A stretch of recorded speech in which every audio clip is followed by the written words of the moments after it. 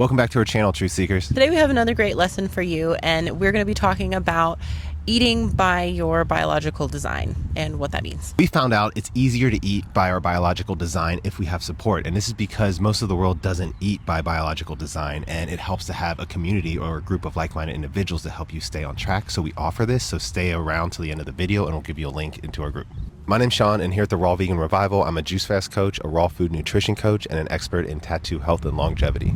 And my name's Kat, and I am also a raw food nutrition coach, as well as a somatic embodiment coach and an expert in tattoo health and longevity. If any of our message today resonates with you guys, make sure you grab the freebie below. It's called the Raw Truth. It's a starter bundle into going raw vegan. There's a 7-day meal plan and transition guide, so check that out below. So eating for our biological design really just means eating the foods that resonate the best within our body, meaning the foods that really cause the best reactions, the best chemical reactions in our body, meaning also that they are not acidic forming within the body. The thing is that these days we are often eating far from our biological design, which is where all of the issues are coming from when it comes to the rise in chronic illness, and how it's like chronic illness is literally at an all-time high right now, higher than it's ever been. And that's because we are eating farther away from our biological design, further than we ever have before. And that's because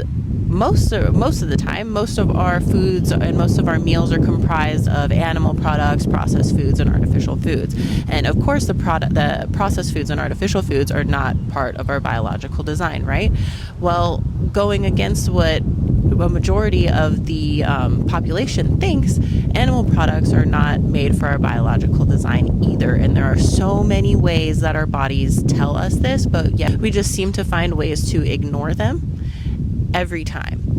And that leads to all the problems that we see today. And so one of the biggest reasons why animal products are not biologically made for humans to consume is our digestive systems. Our digestive tracts are completely on the opposite spectrum from that of a carnivore or an omnivore or some animal that is meant to eat and consume meat.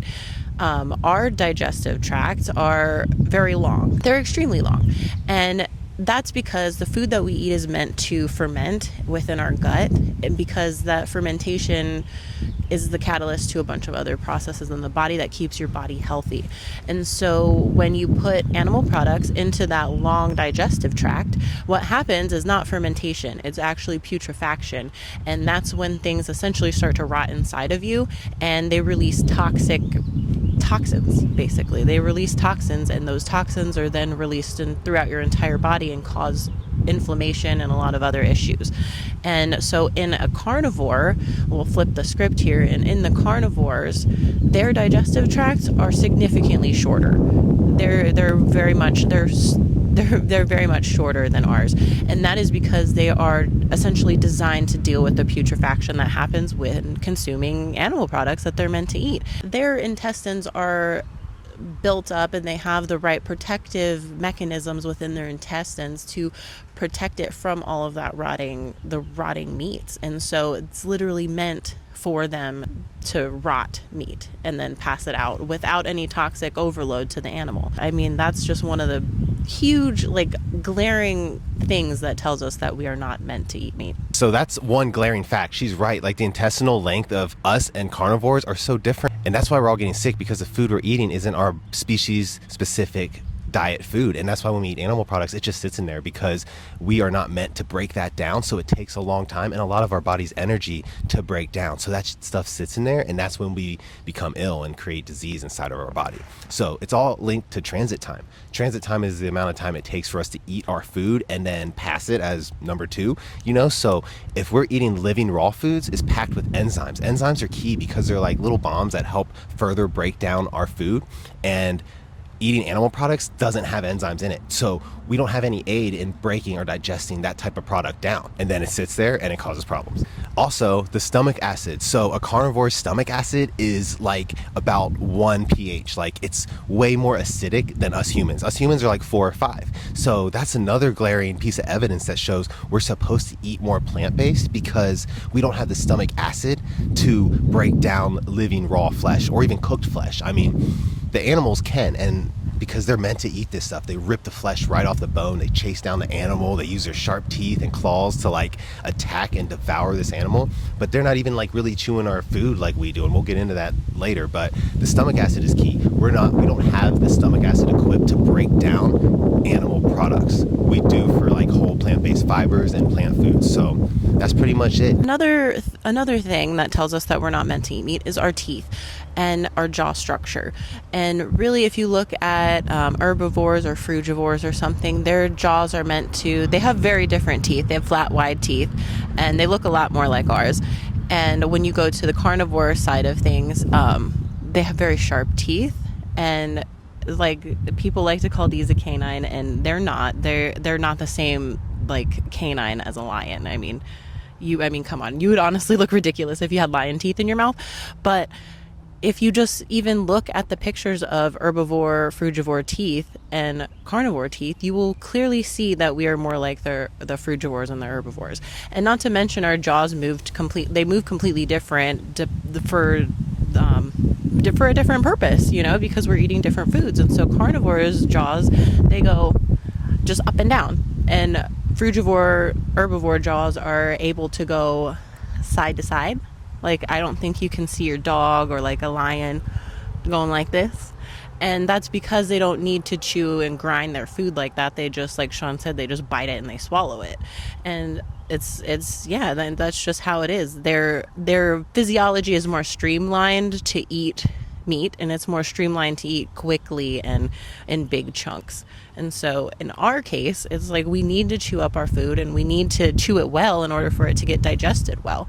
And there goes our teeth and why they are like this. Yeah, the teeth are crazy, guys. Like, it made so much sense when I heard that. I mean, if you look at it, it's so true. Like, the carnivores, the wolves and the coyotes and lions, they just rip the meat off the bone and swallow it whole. Their stomach acid is strong enough to break all that down. They don't even have to chew it like us. But we produce enzymes in our mouth and in other parts of our body, so we're meant to chew our food and break it down a little more before it goes into our digestive tract. If you like what you've been seeing, make sure you like and subscribe, and also follow us on our other social medias, TikTok and Instagram at the Raw Vegan Revival. Another reason we're meant to eat plant-based and not animal products is the fact that when you look at a live chicken or a live cow, you usually don't salivate or drool. I know I don't know anybody that does, because we have to like cook this stuff and process it to make it appealing to us. And if you have to do that, I feel like that's not the way. You know what I mean? That's just too much extra stuff when we have abundance and we could really just eat from nature off the vine, and that's a lot better for our bodies. But people get comfortable and they like eating what they've been eating because, we talk about the gut microbiome. It's built up of the foods you've been eating, so you want to crave more of those foods. And I think a lot of people want to hold on to their cravings, and they say, oh, we've been eating meat forever, like my ancestors ate meat, this and that. I truly believe, from my perspective, it's so survival based that I don't like to live on that vibration. You know what I mean? Like, we have the abundance, like I said, to grow fruits and vegetables, but the survival based thinking is eating the meat. Like, when we don't have any vegetables around, or if we have like desert land and we can't grow anything, of course that's when back in the day they developed knives and spears and arrows to go hunt and chase down these animals, because they had to eat that because there wasn't a lot of fruit growing around. So we aren't equipped with the claws and the teeth, like Kat said, to hunt these animals. So back then, survival-based thinking, we would create these tools to then go hunt the animals. But we don't really have to do that anymore. And science, biology all shows that all the animal products do is cause inflammation in the body and acidity, which are the basic two things that are going to lead to illness and disease. Yeah, all animal products, unfortunately, they definitely cause inflammation. And sorry if you didn't know that before, sorry to break it to you, but especially meat, and yes, fish and seafood counts. And that's honestly, people will hold on to that protein myth until the day that they die, when really that's the protein, the high protein, is really what's leading them to their early deathbed. And the reason being is because our bodies, like we've been talking about this whole video, are not meant to break down complex proteins, animal proteins. They're not designed for that. Our bodies actually synthesize protein themselves when you give it the proper combination of amino acids, and you get those amino acids, those simple proteins, from plant foods, and especially from live plant foods, because that's when they're at their highest content. That's the funny thing, and that's the whole I don't know. That's just the thing about protein, is that everybody is so obsessed with getting complex protein and complex animal protein at that they forget about all of the other nutrients that they need, like carbs and fats and all the micronutrients, all the vitamins and the minerals that they need. They don't focus on that stuff. So we're walking around super inflamed because we're eating animal protein 5 million times a day. And if you're eating animal protein at every meal and you have inflammation, you're dealing with some kind of chronic illness or something, cut out the animal protein, because it's probably what's causing the problem, most likely. And yeah, our bodies are just meant to take in the simple amino acids and turn that into protein, because it's way easier for our bodies and less stress and less taxing, which makes our bodies last longer. It's way easier than taking a complex protein and breaking it down into the simple amino acids that our bodies actually need. It's just way more work than we need to put our bodies through. Yeah, guys, it's so simple. Like, the protein thing is such a big myth. I think it's been like sold to us on purpose to get us like stuck in the position we're in now, where everybody's sick and relying on the medical system. But like Kat said, it's really just the amino acids. All the animals, the biggest, strongest animals on earth, get their protein from plants. So why do we think we need to eat another animal's flesh to receive that protein? It just doesn't make sense. On that note, milk is the same thing. Like, we're the only species that think we can drink another animal's milk like our whole life. That just doesn't make sense. It causes mucus, it causes inflammation, it causes hormone imbalance, because we're not even supposed to take those hormones from another animal and ingest them, really. Milk is for infants, in that infant stage as you're growing, and that's really all it's for. So it's kind of gross that we think we can just keep drinking another animal's milk and not have side effects with that. Also, there's an enzyme in our bodies when we're a baby that can break down milk, so we don't only have that enzyme up until like age 3. So when we don't have that enzyme anymore, we keep drinking these milk and dairy products, then we get problems. We get like a bunch of problems, because the skin issues, the inflammation, the lactose intolerant. We're all lactose intolerant. It's just a host of issues that happen when you keep drinking it after a certain age, because we just don't have the enzyme to break it down.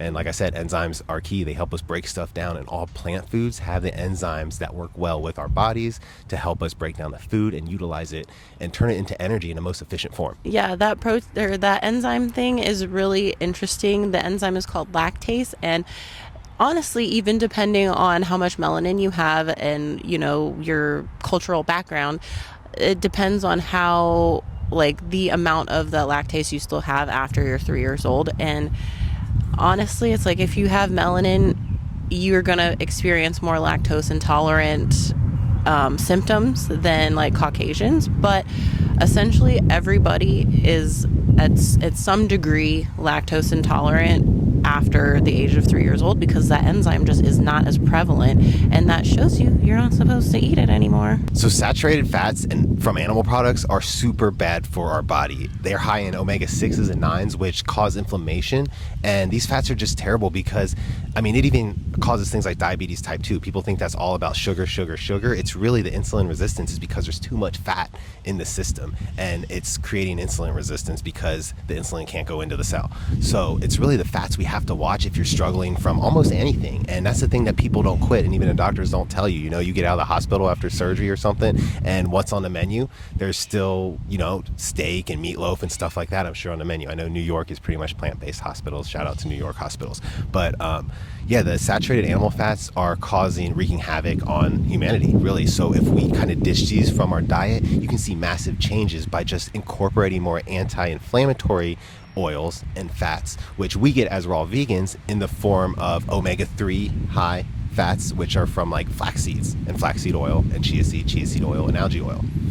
We choose to do the flaxseed oil because it's readily available and a little bit cheaper than the other ones, and you can sneak it in smoothies, you can make salad dressings with it. And we've switched like all our oils out. We've quit all cooked oils and animal product oils and replaced it with flaxseed oil, and it changed our lives in 2 years. We have more flexibility, energy, fixed our health problems. It's just so good to like get the balance of omega-3s to the omega-6s and 9s in your body back up, because most people in this country have a most people in this country have a ratio way higher in 6s and 9s than 3s, and that's why they're inflamed. That's why they're struggling with disease and issues.